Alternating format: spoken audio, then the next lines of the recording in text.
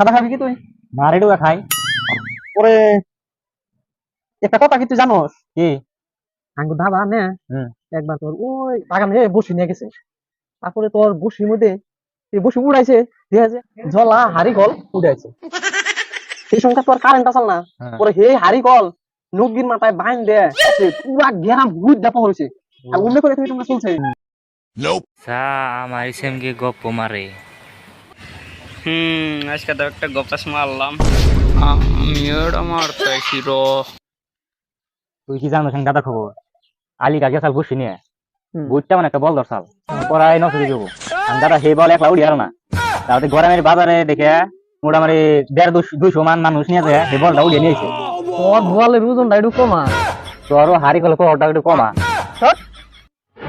তোর গবাদ বেশি হয়েছে, আমার গবাদ বেশি জায়গা।